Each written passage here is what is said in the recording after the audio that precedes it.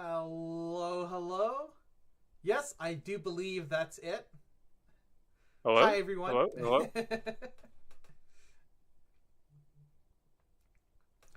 oh, uh, yeah, no, I think that's good. Yep, I think we're good. We're good to All go. right, see. So, hello, any viewers now or viewers in Oh, the future. hey Um, Damien. oh, How's it hey, going? Damien. Wait, you get to chat with Damien? Why isn't Damien showing up in my chat? All right, let's see what's Um going on here.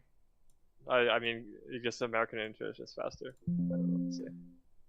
Um that's good. I hear uh Genesis YouTubers have struggled with sound. So it's good that not on Twitch. Are we not on Twitch?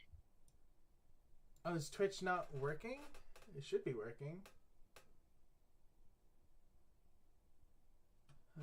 Um, Um it Eric, if you says can test that. we're live and offline. We've been having that problem for a bit now. Okay, we might have to do some troubleshooting on the weekend or something to see Yeah, what it's exactly because is it going on says with Twitch. yeah, I don't understand it. Yeah, it does say that we're running for the past 6 minutes, but it's also just a blank screen and says that we're offline. You'll have to see it. Yep. All right. Well, I Or guess we're tonight. not on Twitch. Yeah. I guess I will temporarily deactivate Twitch just because we're being Merry Havoc. So if you were on Twitch, well, actually there was no one watching on Twitch. It says like over here, so all good. Anyway, welcome to the second weekly stream of the Chrono Walkers. Hey, let's go. So the topic for today, I guess, to get right into it, is the Champions of Metamorphosis Part 1. Psych. We got so much to talk about that we can't do all the champions from Metamorphosis in one video. So this is going to be Part 1. We're going to see how far we can get. Hopefully 4 champions deep. Like halfway, basically. But I mean, I think we'll struggle to keep in time. Just on 4 champions, but we'll try. yeah, Try to 15 keep minutes a brief. champion is like, oh my gosh, that's not a lot of time. Yeah. Um, but yeah, because we're excited to talk about them, we're kind of doing a primer, but I guess with the caveat of where are the cards? Please, Edge of Exile, give cards. Please, give. Yes, we're judging these champions, and we're going to give very accurate information based on no information. But that's it. Yes, because even if we're only looking like from Origins forward, like like the most modern sets of Genesis, that's still 1/3 of the cards are missing. Because we don't know too much about Metamorphosis yet. I mean, what we do know is really exciting. Got Citizen Tribal and stuff, and there'll definitely be a stream in the future where we, I guess, do like a spoiler recap and our thoughts on everything so far. But we want more cards, way more cards. Yeah. But with that, I guess let's jump into it because we're on the clock. Tick tock, tick tock. Mm-hmm. So let's switch over to this view and bring up the first card that we're going to discuss or not discuss. It's a kind of confusing today. Eric, why have I put a picture of Called Shut Up? That's not for Metamorphosis. What's going on here? I believe it's because this card is way too good and should probably go into every deck. So we're bringing this card up right now just to kind of preface that we're not going to mention this card at all. Yes, and So cards like it, to be clear. Yeah, and some other type of shots. I can't think of anything off the top of my head. But, yeah. But yeah, so this card is very good, and we could probably mention it for every champion today, so we won't. But keep in mind that if you're, missing some 5 cheese and you want to throw some cards in there, this is a very good card to add. And even if you're not, you might want to take out some of your cards that are probably bad and put this card in. Yeah, just a deck building reminder that Called Shot exists, and you should probably be playing it. Yes. But your tsunamis, your bolt shots, your called shots, your general role players, and staples we're not going to be talking about today, because we want to focus on more interesting interactions and stuff with the new champions. We don't need to tell you about all the cards which you're going to be playing anyway, because they're just solid. Cool. Mm-hmm. With that, let's bring up our first champion of Metamorphosis. Hype. And that is Caleb, Scholar of Jalara. So yes. We're going to start all of these with a champion breakdown, of course. So we've got a 22 health champion Scholar, 135 aura, 4 at awareness, 0 energy, so falling into the mage, maybe summoner archetype with that aura pull. Swift, 1 damage basic attack, action, breakthrough, draw a card, just clean, you draw a card, action, speed, exert. And then, wait, hold up, what's this? Eye trigger, except for the first round, when you draw your first card each round, reveal it. If it is 6G or more, transform Caleb, Skull of Janara. But what does he transform into? Bam! Reedvorn, Soul's Desire.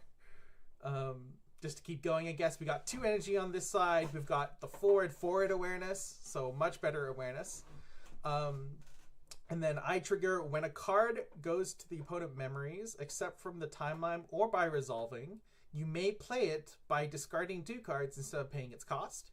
If you play it this way, transform Reedvorn, Soul's Desire, so it would transform back. And then Swift, Exert, Niram, old ability coming back. Target combatant in Reedvorn's awareness discards a card and loses 1 health.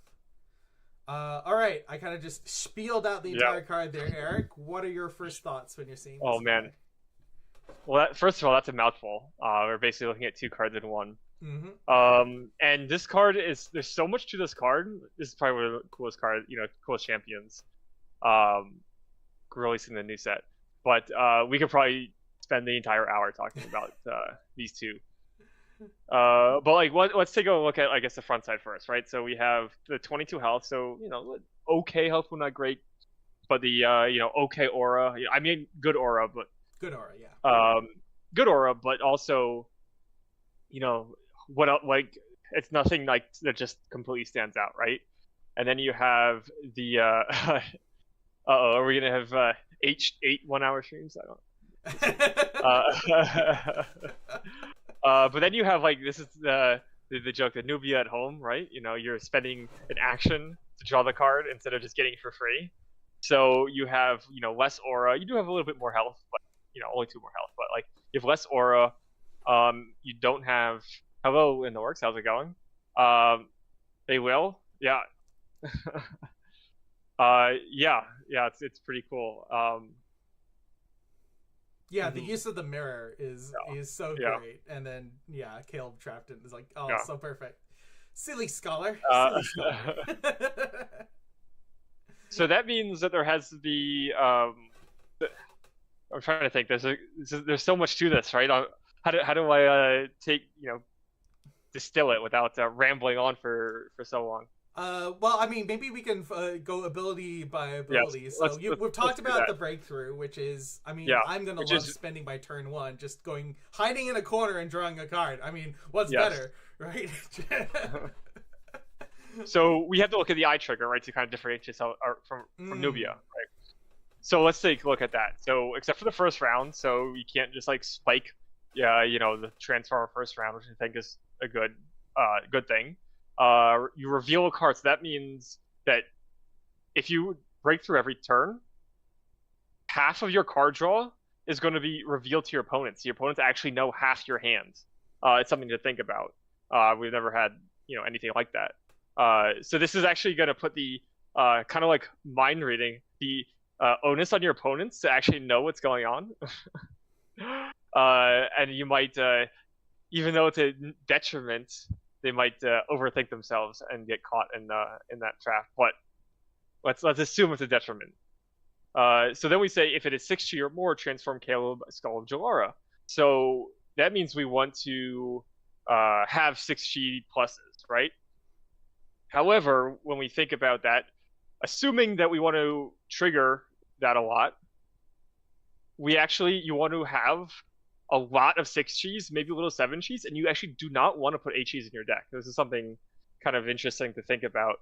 Even though you want things that are 6G and above, having 8 Gs reduces the amount, like your Hyper-Geo, your chance to hit, so to speak. Yeah, right? like a single 3G is like what, -2 on your G, so that can support 2 6Gs. So if we're min-maxing and wanting to keep Reedvorn, like stay on the Reedvorn sides for as many turns as possible, absolutely, yeah, like minimizing the 8Gs and 7Gs that you play. There's going to be a couple maybe that are just like too good that you really want to play them. I think we're going to talk about one, synergistic one, but yeah, absolutely. I love this ability that it's not like a deck building constraint as much as it is an incentive, right? Like it's just like, hey, have you ever looked at 6Gs and thought they were great? Hey, if you play a lot of them, there's some pretty cool stuff that's going on. Yeah. Yeah, so Will brings up a good point. He says, how often do we want to transform, right? I think we generally want to every turn, but that's me. Yeah, I would say almost every turn, and I would get to that in a second. So with powerful 3G citizens, when it be possible to put 8Gs in again? Well, that depends, right? If this deck wants 3G citizens, right? Which I'm not sure, right? That's a good question. We'd need cards instead to know. If you want to flip more, if your goal is to flip as often as possible, you actually want 0 HEs. Yeah, if we're absolutely maxing it out, yeah. So how often do we want it? So Damien says once. So I would actually argue that if this card is well designed, you wouldn't want it just once, because there would be reason to flip back. And we do see, so let's go over to the other side, right? So we go to Reedvorn. So we got 2 energy reduction. We have this swift forward attack, so it's already really good. And it's life loss, so it goes through, protection. And also discard a card, like obviously very powerful, like much stronger, base stats. So the eye trigger, so this is a very weird ability. So when a card goes to the opponent's memories, except for the timeline or by resolving, so that means if your opponent plays a card like a spell or a technique that resolves and then goes to the memories, or if they pay a cost for fatigue, those are the 2 situations in which it does not trigger. Anything else, killing it, discarding it, countering it, this would trigger. And it says at that exact time, you can play that card if you discard 2 cards, and you don't have to pay its cost. So whatever it is, if they discard an angel off of your ability, it might make sense to just discard 2 cards. Say those 3G citizens that you have, right? And then you get an angel for almost free, basically, right? And then you flip back. So if it's well balanced, there is going to be a reason to do it.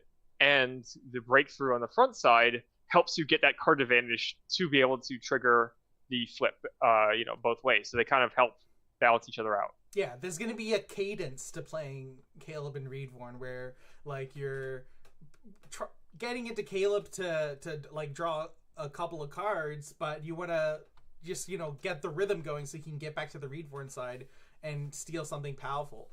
And then, the Neurum ability, of course, just to talk about things through, summons can't discard cards, if that wasn't clear. So those commands are only going to lose life. They're not going to, you're not going to be able to discard cards by hitting a summon.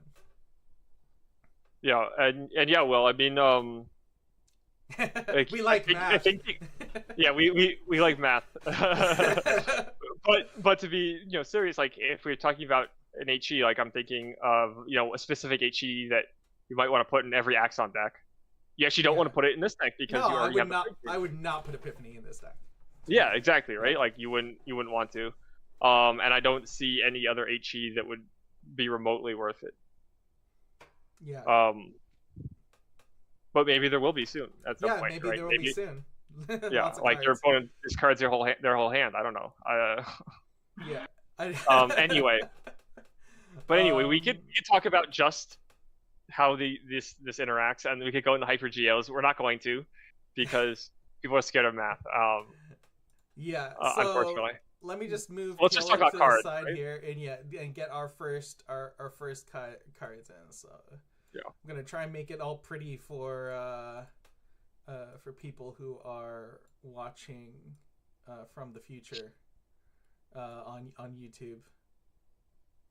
Like that. So then our first card that we're going to talk here, because if we're talking about wanting to consistently transform, I don't think anything in the game does as much as recomposition.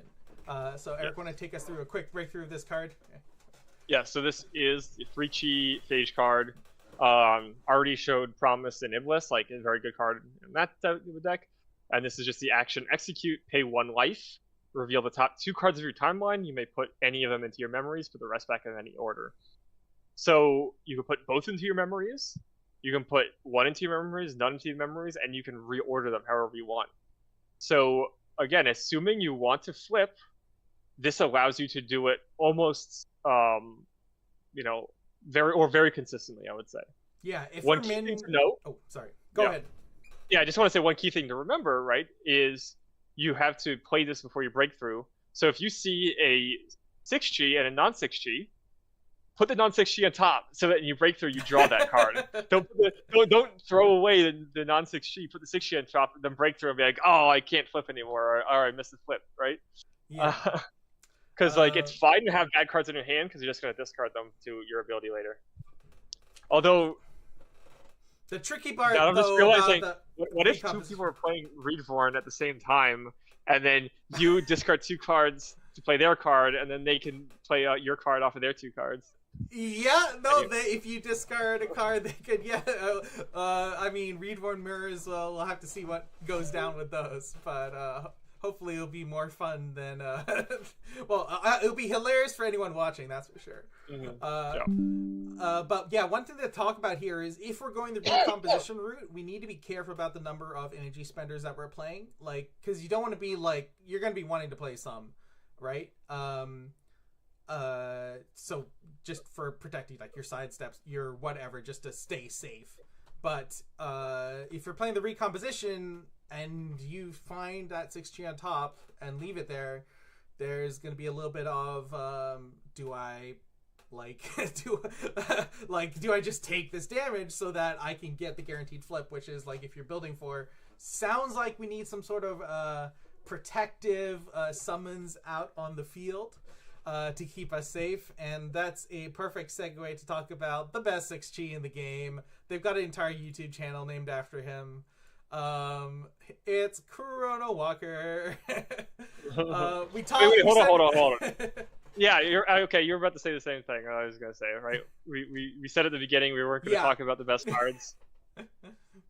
but I mean, we can't not. And it's because of the fact that I want to be playing recomposition. I want to be trying to get that flip. And yeah, for the numbers on recomposition, right? If we're min-maxing like 1 3-chi to 2 6-chis, that's like 2/3 of your deck is a 6-chi. So you have to be incredibly unlucky to miss with recomposition, even if the top 2 cards are both not 6-chi or higher. But anyway, getting back to Chrono Walker, this is because it's not going to knock the top of your deck, so you can use it with recomposition as a way to protect yourself and then get your guaranteed flip. So that's why we're mentioning it. It's not just because it's cool. There is an actual small interaction here with recomposition that we wanted to highlight. This is a way we cover the base that recomposition kind of leaves you open to. Wow. So not only is it a good card, but it synergizes what we're trying to do. Wow, the value is too much. Yeah, and we got the aura for it, 135, right? So yeah, exactly. But yeah, that's an interesting, take on recomposition. How it's, taking between the thoughts of the 2 people, trapped in one body.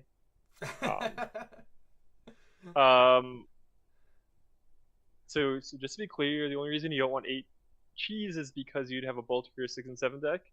So the reason you don't want 8 cheese is because then you have less total cards that are 6G or higher, right? Yeah.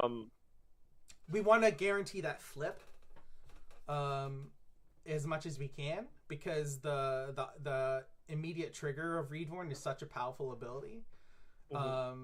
just like you just play a spell, right? And if it resolves, and you're like, hey, I like that. That's great. Well, okay, not if it resolves. Sorry, but if they play a spell and like you get negated, or if you kill a summon, right? Any summon you kill, you can steal with Reborn, right? Yep. So we're probably gonna want those triggers, right? Like we probably want a longer game, because saving on resources is only worth it if you can still use all those resources to punch the other guy in the face. Which means we want a longer game. We can get more triggers. We get more cards in hand. All that stuff. Yeah, and also to build on your point before, not only do you have the aura to play a lot of Chrono Walkers, but you don't mind just like playing, blowing through your resources, because you have the way to not spend your resources, right? You can just pay discard to play your opponent's cards. Yeah, right? If you can get into top deck mode with your opponent, and then hopefully with like a couple summons on the board, Reedvorn has. Well, we talked about the Caustic Millipede on our last stream of the guaranteed kill. I feel like in the end game where Caleb and Reedvorn are just kind of like, by the way, anytime something of yours dies, all these cards I can't play. Anything of yours that dies is just coming back on my side. So it's like there's some inevitability there. Maybe that's good in a way, because you've lost, so you can concede and get to the next game faster and have more time for it. Anyway. Yeah, no, I will say Reborn will cause a lot of salt. But it's a cool card. Yeah. But yeah, we actually need to keep moving. We've been talking about him a lot. Yeah, we need to move faster. We're already past our allotted time for a card, but that's okay. Caleb is cool and fun. Yeah, Caleb is cool, so he gets more time. Alim is the next one we're talking about. This is not a 6G. What are these Chrono Walkers doing? They just talked about how much we would be like 3Gs and 6Gs. Alim might be in the equation because it's a solid body. And it's got that, breakthrough, what's it called? Breakthrough tribal, right? Caleb has breakthrough, Alim has breakthrough. Just a way to keep the cards flowing. Something to think about. But yeah, the fact it's not a 5G is a bit scary for kind of, the min-maxing game plan, which is where we want to start. I think when you're not a 6G. Yeah. Not a 6G. It is a 5G, not a 6G. Yeah. Yeah. So yeah. But, yeah. This is I think you're definitely worth a discussion. We'll see what the optimized Caleb decks will want to run, but I guess to your point, it's a way to like keep pressure on the board while also keeping cards at hand, because you do need that card hand size, because discarding 2 cards isn't trivial. So, but you also don't want to just sit around doing nothing. Absolutely. Ooh. So we talked about the ways that you can play the cards that your opponents are playing with Reborn's thing. Got to imagine that this is a 7Chi, but it's got some good reason for being a 7Chi. That's Cog Restrict. Swift, 17 Aura, Tsunami Awareness, and negate target ability played by target champion and Cog restricts awareness. Yes. Powerful card. You want to take it away, Eric? Yeah, so not only do you stop your opponent from doing something, but then you just take it. Yeah. They're like, all right, I'm gonna tsunami you and destroy all your summons and hit you for 3, and you're like, nope, I'm gonna do that back to you. It's just like the swing. Like I just mentioned, like he's gonna cause a lot of salt. Like this interaction where you can negate their thing and then play it. Whew, like that's gonna cause so many people to flip the table, right? Feels so nice. Yeah, it's. But remember, it's a 3 for 2, right? You're spending 3 cards to stop a card and play a card, right? So yeah, it's a powerful effect, and it might feel bad, but it's one of those ones where it's not just there is that card disadvantage aspect to it, which is that balanced, hopefully. Yeah. I mean, you negated it and the opponent played it, so that's 2 players both thought that card was a good card. So, so getting it probably feels okay. But yeah, Nullify is another interesting one. But yeah, I mean, I was gonna mention, yeah, the pressure points and your is it cast down? I believe was the. So, hold on. Nullify is chaos. Oh, right. Is that the negate your own thing?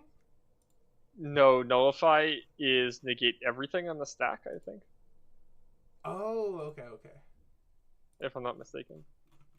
Yeah. But yeah, so like cast down, yep, or shut down or whatever. No, shut down, right? Cast down is shut down. Yeah. is a magic card that kills a non-life. Too many card names. But yeah, shut down or pressure point. Again, those are our role players, but they synergize so well with what Caleb is doing. Yep, and there are 3 trees, so you can fit more 6s in your deck. Yeah. And then to wrap up the last card we wanted to highlight today, let me just get Cog Restrict tucked away here. I think in groups of 15, so 3 to 5 trees gets you no possibility to flip. 1 to 8 when you need 3 to 4 balance gives you a high chance of missing. 2 to 6 trees, yeah. Yeah, exactly. So one 8 basically costs you a spot to flip, yeah. An extra spot to flip, yeah. Or yeah, there's like literally I think what he's saying is that like 1 8 is 3 cards that aren't gonna let you flip, right? Because 1 8 means a 3 and a 4. So that's 3 cards. 2 in your cards. deck. Two cards. Sorry, yeah, 2 cards that won't let you flip. Sorry. Yeah. Whereas a 6, well, yeah, if you're going the other way, 1 3 chi to 2 6s. That's yeah, of your groups of 15. I'm in groups of 3, maybe because my head is smaller than Wells, but I'm thinking of yeah. Well, he means 15 chi, right? Oh yes. Oh, so we are thinking the same thing. He's thinking in groups of 15 chi. I'm thinking in groups of 3 cards. Gotcha. All right, so we're on the same page. Nice.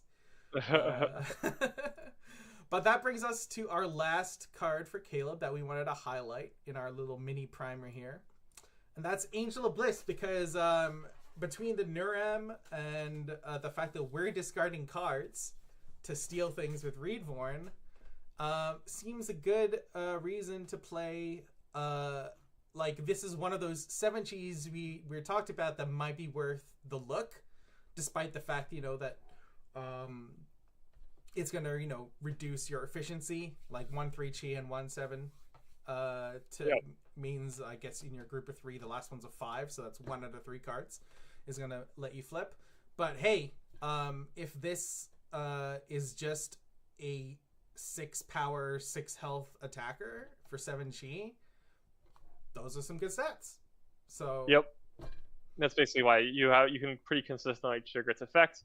And having a 6/6 with flight is very strong. That's all it is, really. Yeah. You can end the game. Maybe you don't flip as often, but killing your opponent is a small consolation prize. Yeah.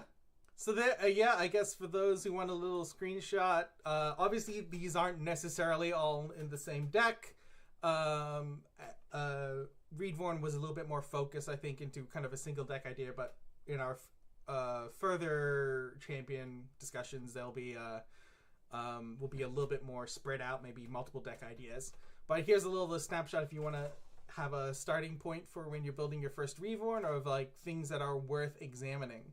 And we'll see, who knows, like once the cards start built. And then, of course, we're going to have to redo this when everything in Metamorphosis is spoiled. But, I mean, this is our cross to bear. So. Oh, no. That's when we just do a full tier list. True. All right. So then our next champion. Yes, Bliss is scary. Well, Bliss is scary. I always am worried whenever I forget something and have ignorance. Anyone discards as well, so it works off the Nurum too, right? Like, right? It doesn't just have to work off stealing someone's card. It works off discarding, even if you don't want to steal it. If they discard something they don't care about. All right, but that brings us to our next champion. Okay, we're halfway through our stream, so right on schedule for our Chrono Walker stream. That is Erica, Youthful Champion.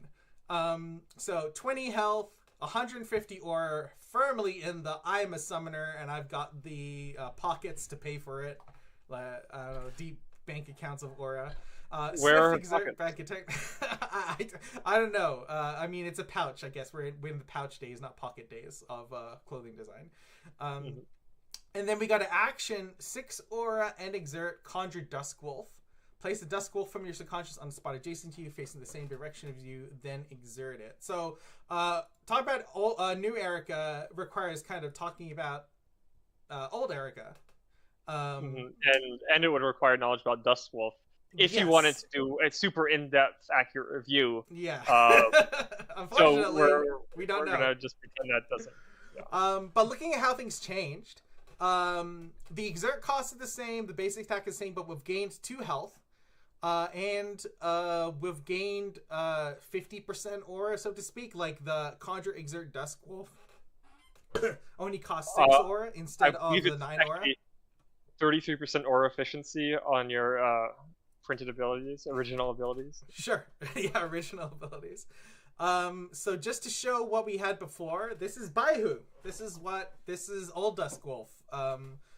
But we don't know what new Duskwolf is. But assuming that things are, I think, the way they were, and knowing how creatures' stats to cost ratio has just been going up since Origins, to just get the power level of creatures to a good spot. I think we can assume that Duskwolf is probably just gonna be, if it's not like a 2/2, like a 3/1 or something with some probably a beneficial, like we're gonna assume it's better. So we're gonna assume it's gonna be like Baihu, 2 attack, 2 power, and maybe some little special sauce as well. And I mean, it could also just be, a Baihu that just but you're just paying less. I don't know. Yeah, also true. But yeah, why did she rebuild it?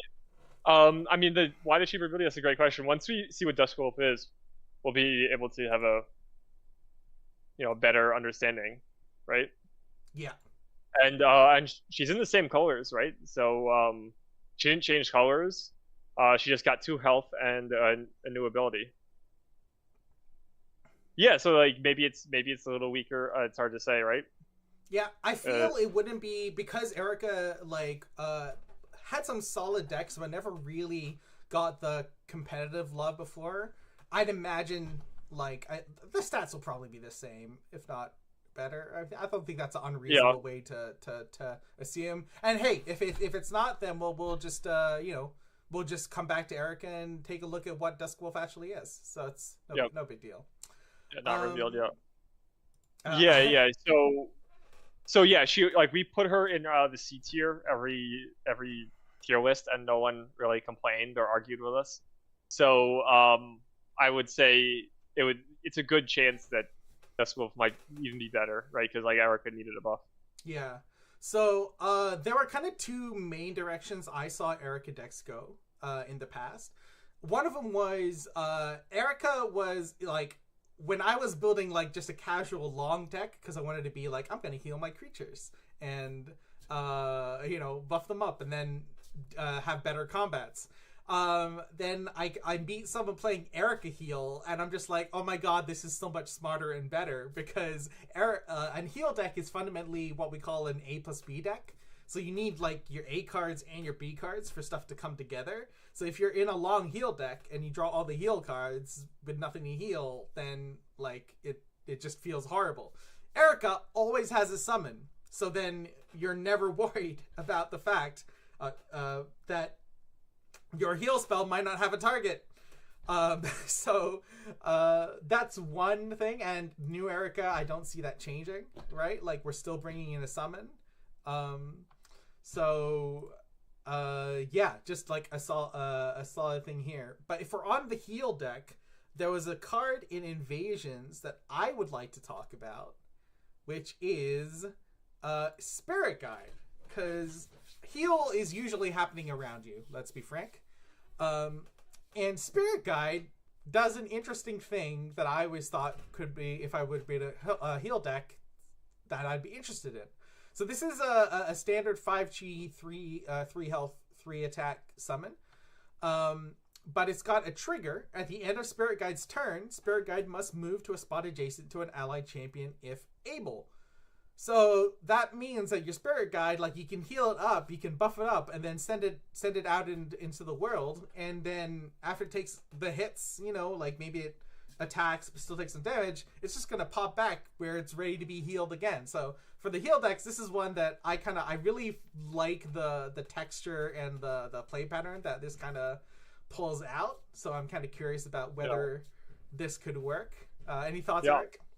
I mean, it seems like a really neat interaction, and I think you're right in that this could be a good card for a heal style deck. However, I will have to say that with Damien on this, Earth Erica, probably the best Erica. Why do neat, cool, fancy things when you can just, you know, kill your opponent or stop them from being able to play anything or move? I'd like to remind you, I literally build a deck with a strictly worth summon because psychological damage.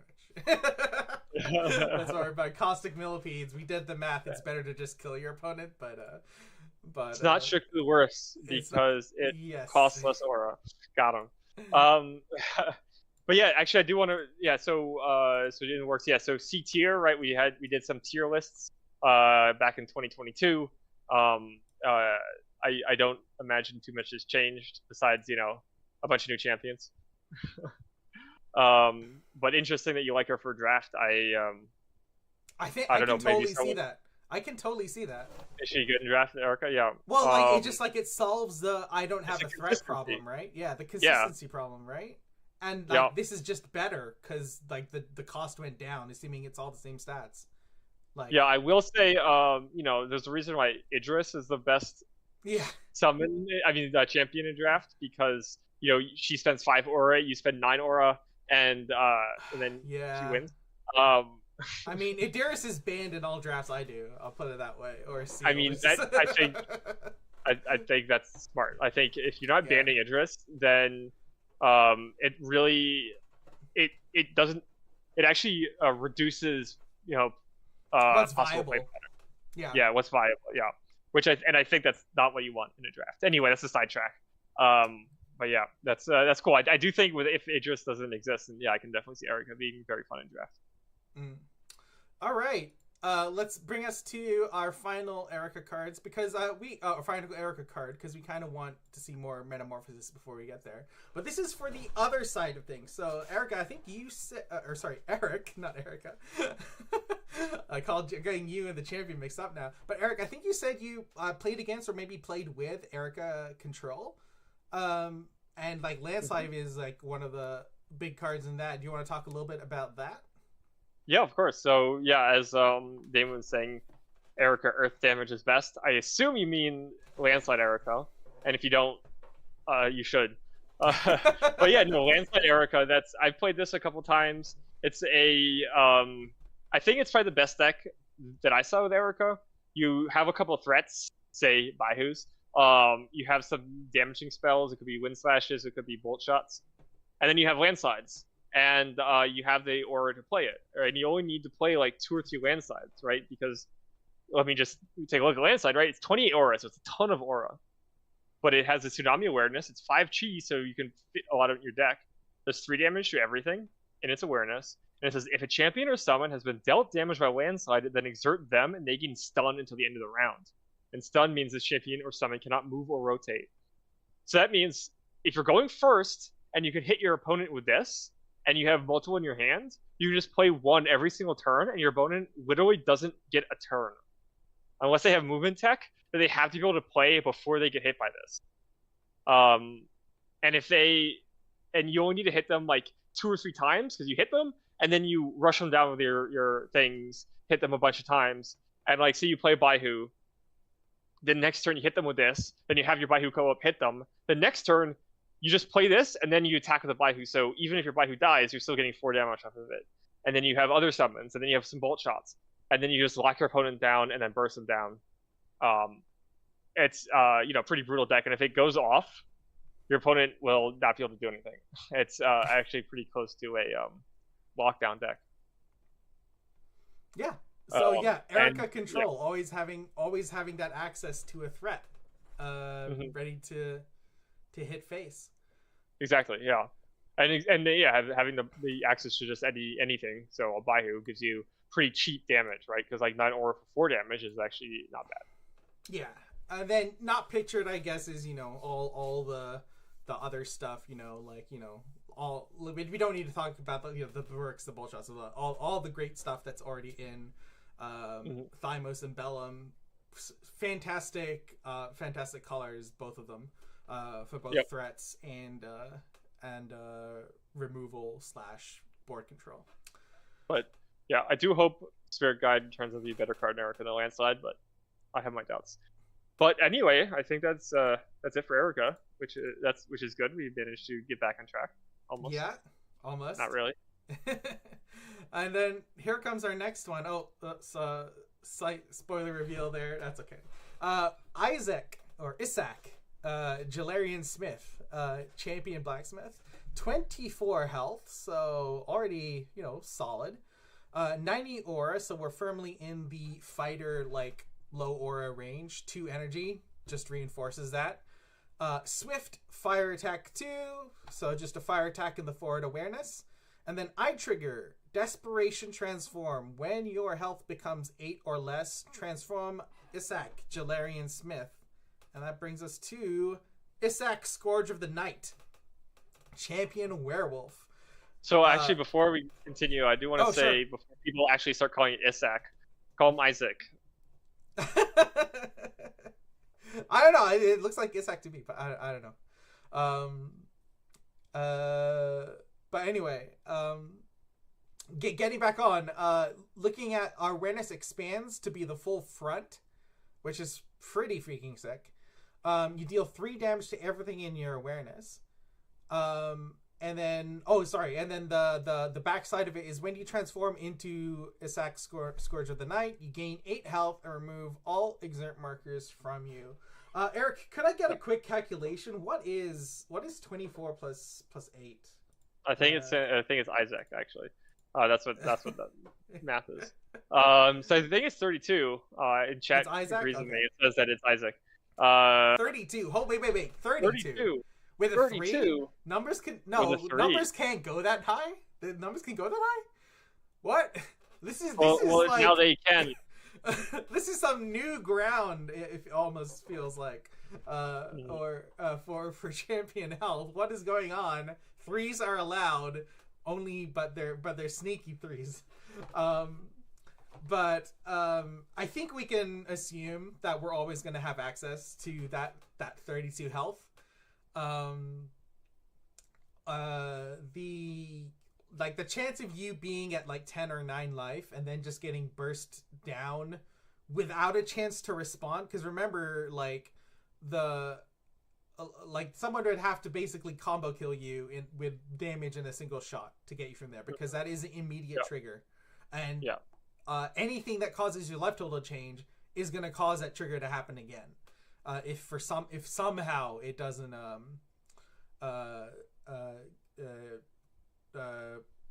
go off the first time, which I can't think of too many ways that would happen. So yeah, 32 effective health. We've got the low aura, we've got the 2 energy. So this is a fighter, but what's the problem with fighters in these colors? Well, the problem with fighters in these colors is that they don't have any cards to play. So Phage is still developing. It's only had 2 sets, to be fair. But Chaos is dealing more with, of course, Chaos has access to O10, which is one of the best movement techs in the game, because it's dodge something, but only if you're being attacked. So it's oh no. Yes, but keep in mind, it's a defensive movement tech. Yes, defensive movement tech. And in this case, you are a fighter, so you probably might run some motions, but it's not necessarily what you want. You want more aggressive. Yeah, you need a way to get into people's faces to get around those summons. Though I mean, once we're in the desperation mode, like you have an area 3 attack, which is at Swift speed. So if we're talking about being able to clear out summons that are getting in your way, Isaac definitely goes for, Isaac definitely has the tools to finish the game at 1.1 or whatever. Yeah, so for this one, because of the problems with Phage and Chaos in these colors, Phage is still developing. And this is going to be the champion that's the most dependent on what cards we get in Metamorphosis. Just basically that. So like we are going to be watching Metamorphosis with bated breath to see what new tools fighters in these colors get access to. We should though talk about the tools that we currently have. So let me just get Isaac squared away here. Or, I mean, no cards, trash championship, just ignore them. Nothing to worry about. Yeah, I mean, just so what's it called? We can pull up evade right? Which is probably the best one that is in Phage colors. I can't think of too much. But we already mentioned Oten, and then like sidestep is one. Another one to highlight because it's Jalar. Everyone's got access to it, but you may be noticing a problematic theme with these cards, which is that all the movement is to almost the exact same spots, whether it's O10, whether it's evade right, which is sidestep, which leaves a degree of predictability. Even if Metamorphosis adds more that are on this thing, there's going to be a level of like. Like Phage and Chaos, are they mostly just juking left and right? So, little bit problematic for getting in people's faces. Like, if you want to compare to, like, diving juke, which is in Thymos, right? Like, diagonals, like, that allows that aggressive in-your-face movement. But unfortunately, we're not in Thymos. We're limited to these cards. So this is why we're so dependent on Metamorphosis for Isaac. But that's enough about like the problems with Isaac. Let's talk about the cool stuff with Isaac. I mean, Will does bring up a good point. You just turn Isaac sideways and then you evade right towards your opponent. It's true. I mean, it's good movement if you're doing that. But there's an interesting comparison that I kind of thought about here when we were looking at Isaac, which is like, so Kasha has Blood Convergence, right? Which is like when you play an ability that costs health, you gain 1 health. And this means that Kasha, if you're playing cards that cost life, Kasha has a higher effective health pool as compared to another champion that would be playing those cards, which is not the easiest comparison to make. You're still losing life, but hey, if you're playing a Pain Imp, costs 1 health, you get the 1 health back. It's free. But this leads me interested because, like, arguably, what's stronger than, like, gaining life when you pay life? Just having life. So, like, there's an interesting comparison with Kasha. Kasha being in Vellum gets Drawbreak. But we have access to a card which has already seen a chunk of play, which is Beck and Break. And with, if I'm doing my math correct, with a 30 health, that means you're guaranteed every game, no matter what, strictly, correctly, gonna have 6 rhinoviruses coming out. Yeah, I think so, right? And actually, you're right, because you have more than 30 health, so it's 100% 6. Yeah, 100% Don't do the math, 6. it's fine. Don't do the math, it's fine. No one would possibly hit you more after you've got 5 counters on a break. No one ever does that. That'd be cruel and unusual punishment.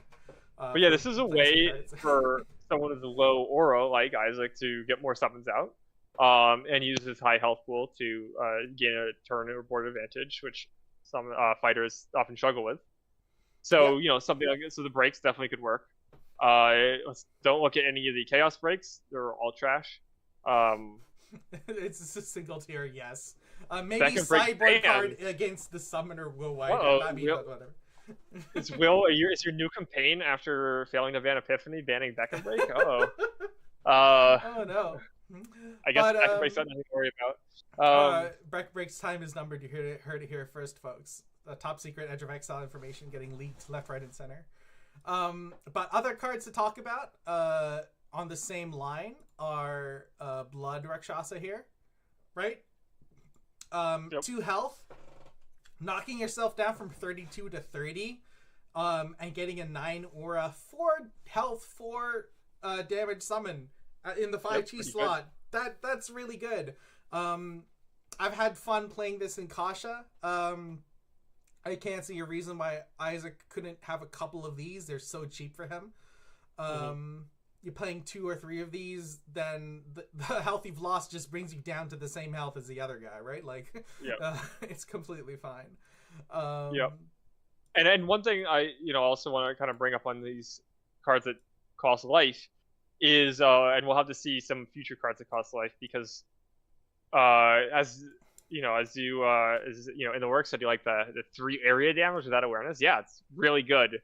So if you're gonna have a way to control the flip, and there is one card, right, that you can just pay X life, but like I don't think it's worth it to just pay 16 life, right? On the game start of the game. But if you can control it, maybe have them hit you a couple times, take some damage, and then go like, all right, I play a couple of Blood Rakshasas, trigger it myself, and now that's a good attitude, Will. And then you come back with a vengeance, right? Then you're you go into a rage and you can start slashing things, because again the backside of the front side of Isaac is like underpowered and the backside is overpowered, I think, and so the amount of time you have on either side basically depends on how strong you are throughout the game, right? So ideally you spend most of your time on the backside. Yeah, and just to be clear, if you gain health with Isaac, you don't like to get back above 8. You don't transform back to the front side. So no worries about that. I know that was a question that some players had. If that thing is paying attention, but no, it's once you transform to a werewolf, you are a werewolf, which I think Isaac would get behind that. The last health payment card that we're talking about today for Isaac is Wave of Death. So this is just another falling into the, like, we can pay life to get things cheaper. Style of play. So it's just 17 aura and 1 health to kill all summons in Wave of Death's awareness. One thing I like about this is how the arrangement of the pips is. This does feel to me like a fighter Wrath, like a fighter AoE, right? Like, you're getting in the mix, you're surrounded, and so you've got the fighter protection, but it also just synergizes so well with your area attack, right? Like, they're not going to want to come into Isaac's Scourge of Night front awareness because you're going to get hit. Well, if they come to the spots on the side or the back, which is like the obvious next steps, then they're just right in the you're covering your bases for wave of death. That's right. Wave of death. So.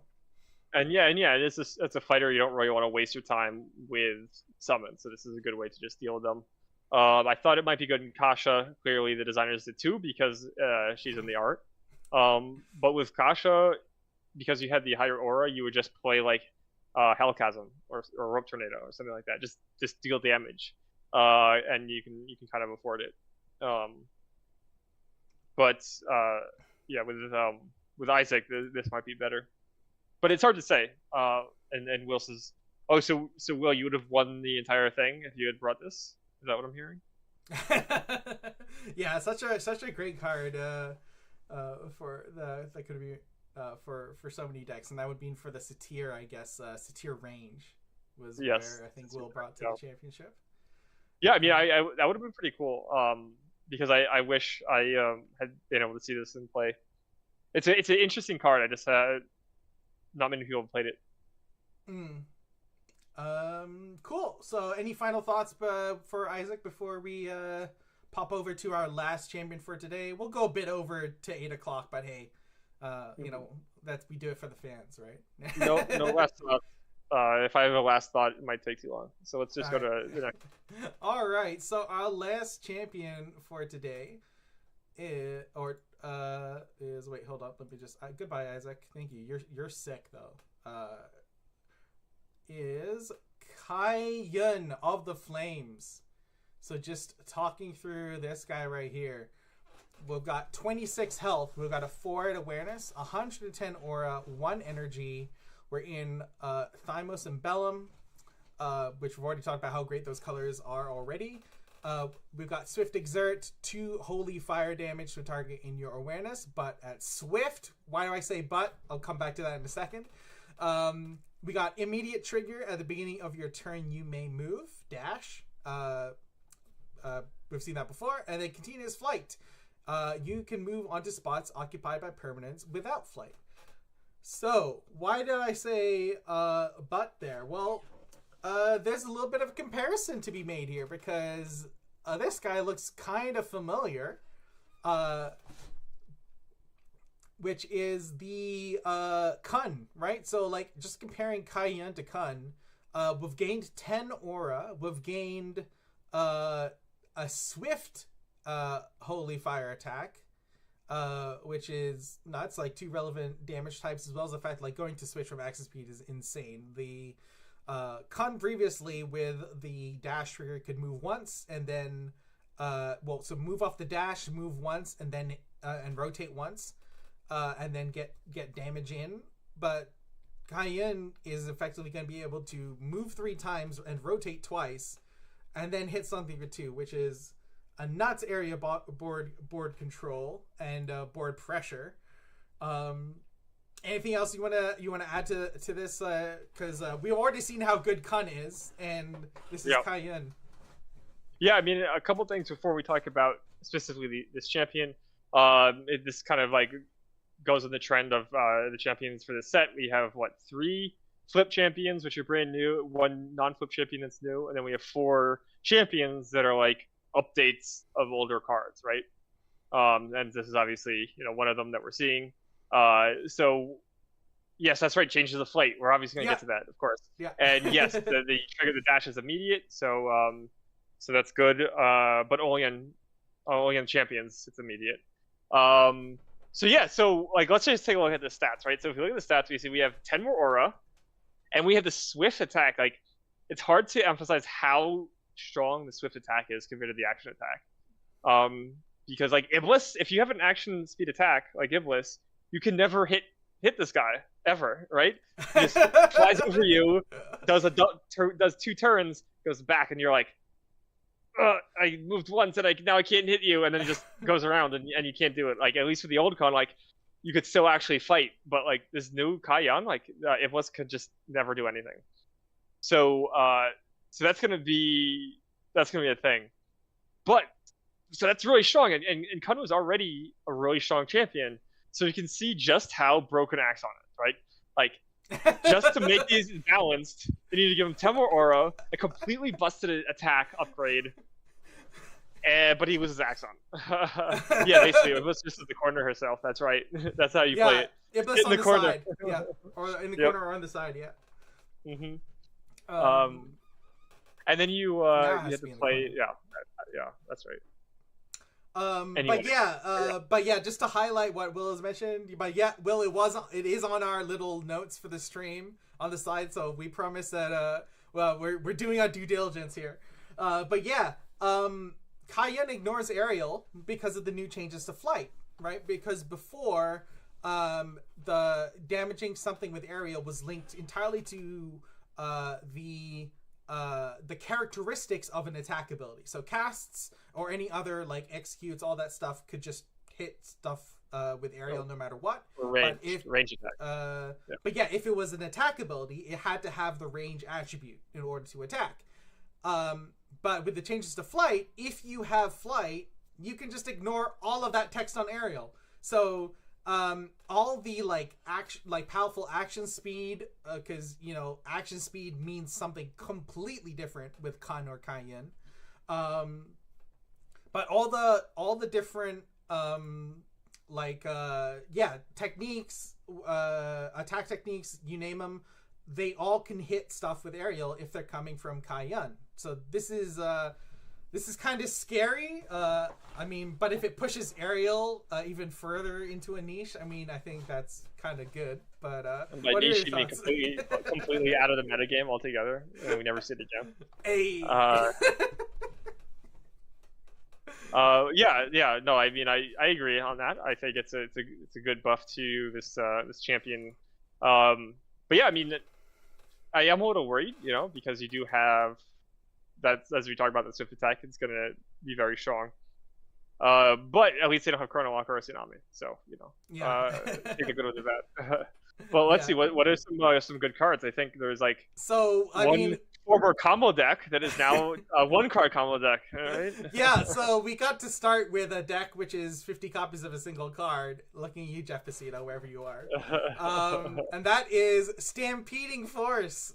Kun could not play this card, but Kaiyun can. So Stampeding Force is an oldie but a goodie. It's got the 5-aura enchant to attach itself. And then it's got, whenever you move on a spot, you deal 1 damage to everything else on that spot. So, Kun could not do this and just fly around the board. But if you stack a whole bunch of Stampeding Forces on yourself, with Kaiyun's Flight, as long as it's not another flying summon, I guess, that you need to deal with, you're just gonna run around the arena. I mean, if I have 5 copies of this in my opening hand, I play it, and then I just start running back and forth across the enemy champion. I don't know how good it is, but it sounds hilarious. I mean, it could be good. When I think about this, you have 6 in your opening hand. You put all 6 in yourself. You hit them twice per turn for 6 damage each. You do 12 damage per turn because you move on them with your dash, then you move off of them, and then you move back onto them, right? So you're doing it twice. Each one triggers once. So that's already 12 damage, and then you're drawing 1 extra per turn. So you can actually kill someone, you know, maybe turn 3 because you can't get to them turn 1. But, you know, turn 3, you've done, you know, what is that, 26 damage. Yeah. I mean, the opponent would never interact with anything you're doing.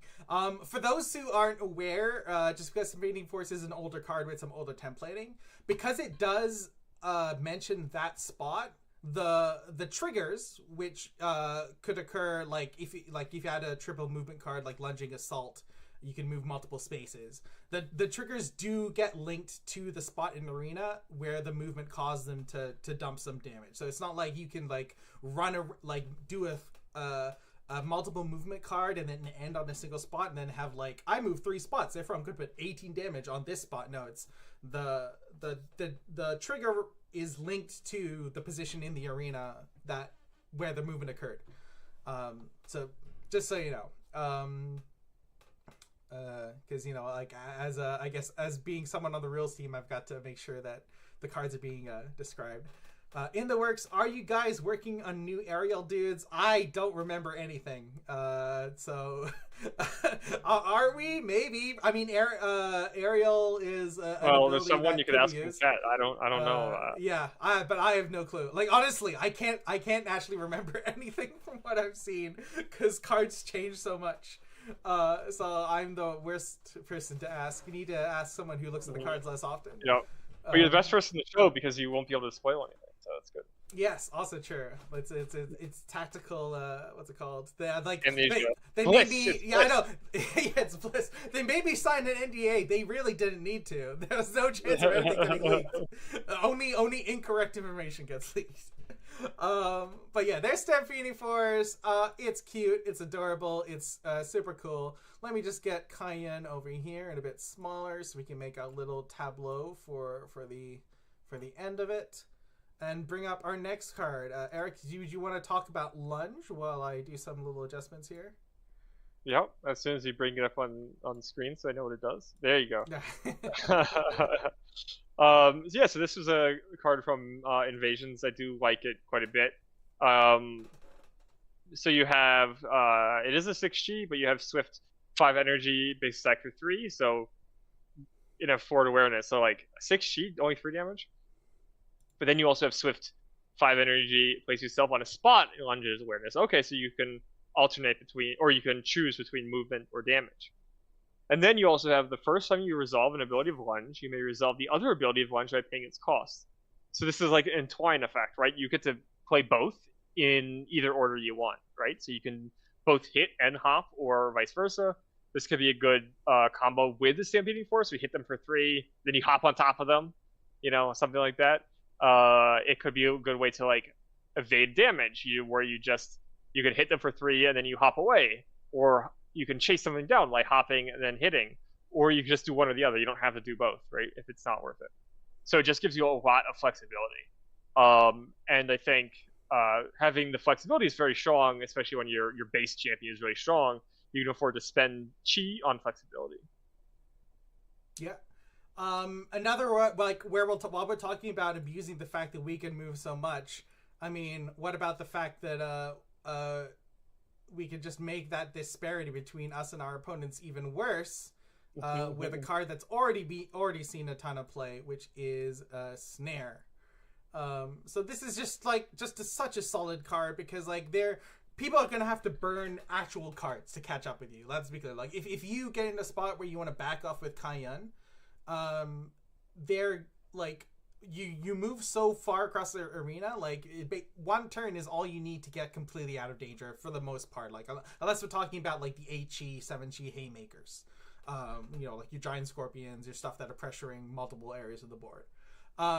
So Snare is just going to be such a way to just like push that even further, and just like give yourself complete area control, right? Like if you want to be in the mix, you're in the mix. If not, snare something here, and then just dash away, and you're in a much happier place. But that's kind of like our role figure. Like it's like we've talked about it because like the synergy with like how good your movement is with Kaiyun. But there's one more card I want to talk about because it's almost before you reveal that one. So Damien says we're missing his favorite card, Lunging Assault. Yeah, we won't be missing it at some point. We won't be missing it at some point, but maybe not for Kaiyun. Yeah. But yeah, the last one is kind of like, this is my kind of pet because my head goes in tangential ways. But I was kind of curious about the fact that what if Kaiyun was not just Kaiyun, but was Kai-Craft Carrier Kaiyun? So basically, something we haven't seen together with this really solid movement is Blitz summons, because there's no Blitz summons in Bellum or Axon. But you know what Thymus does have? A lot of strong ones. Obviously, Baruch is there. I put up my favorite Blitz summon, which is Earthmane Lion, which I think people should play more copies of, to be clear. But yes, I actually said Kai Crafter Carrier.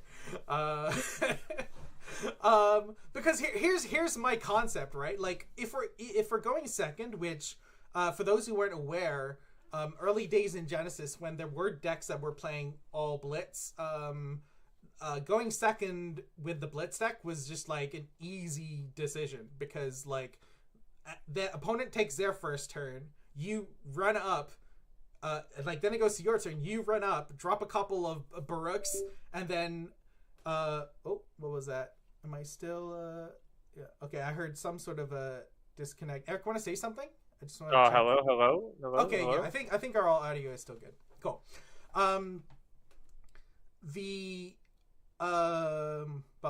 Yeah, no, you just drop some Blitz summons and then they're in range to be able to attack. But like that doesn't quite work on the first turn if the people know it's coming, because they can back off into a corner. Kaiyun does work with that on turn 1 because of that extra movement. I think you can or wait, hold on. Does it? Am I blanking here? How many spots is it vertically? Is it? It's 5. No, it's 6. You start at 1. You go 2, 3. Play a card at 4. It can move 5 and 6, right? So you can actually hit. No, because you have to take an action speed turn for the beckon, right? So yeah. But you can actually get your summon to 6 and then hit 1 thing over. So if they take a step to the left or right, one step, and then play an action speed card, you can still hit them with something. Yeah, on turn 1. On turn 1, yeah. Or round 1, we should say. So Kainyan flying around the battlefield, just tactically dropping Baruchs and other blitz summons.